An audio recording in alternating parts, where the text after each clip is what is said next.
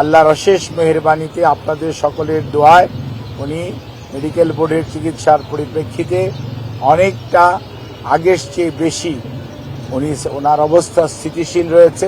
বাংলাদেশ জাতীয়তাবাদী দলের চেয়ারম্যান দেশনেত্রী বেগম খালেদা জিয়া, 3 বারের সাবেক প্রধানমন্ত্রী, আজকে 1 মাস প্রায় হয়ে যাচ্ছে। 23শে নভেম্বর, আজকে 19শে ডিসেম্বর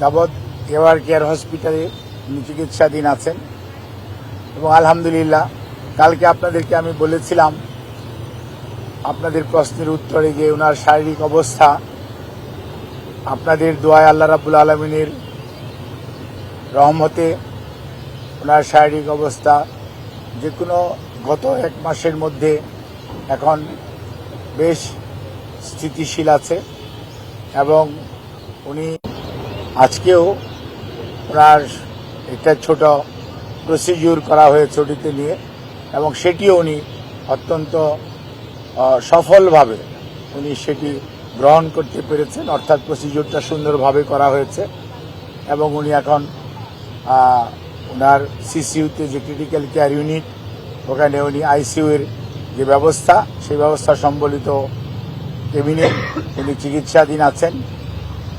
আমরা আমাদের ভারপ্রাপ্ত চেয়ারম্যান জনাব তারেক রহমান এবং আমাদের ভারপ্রাপ্ত চেয়ারম্যানের সহধর্মিণী ডাক্তার জুবাইদা রহমান এবং সৈয়দা শামিলা রহমান এবং শাইম ইস্কান্দার সহ পরিবারের সকলের পক্ষ থেকে এবং দলের পক্ষ থেকে আপনাদের মাধ্যমে দেশবাসীর কাছে নতুন রিন গভীর থেকে পরিষ্কার করে কাপড়কে রাখে নতুনের মতো উজ্জ্বল। নতুন রিন অ্যাডভান্স পাউডার।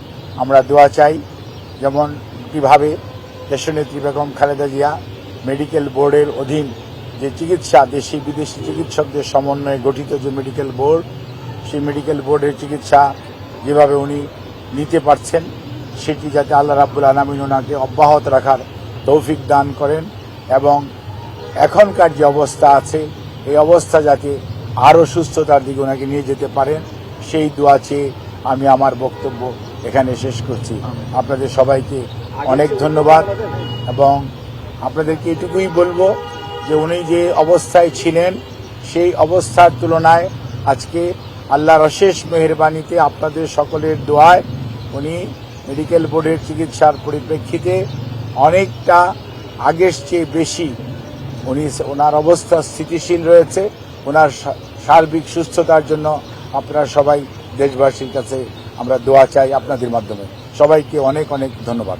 ম্যাডাম, সিসিইউর মধ্যেই, সিসিইউ মানে এখানকার করোনারি কেয়ার ইউনিট না, এটা হচ্ছে ক্রিটিক্যাল কেয়ার ইউনিট। একটা কিউবিকেলস আছে এবং সেখানে উনি আইসিইউর সকল সুবিধা সম্বলিত চিকিৎসাধীন উনি আছেন এবং উনি আপনাদের বোঝার জন্য বলতে পারেন উনি আইসিইউতেই আছেন।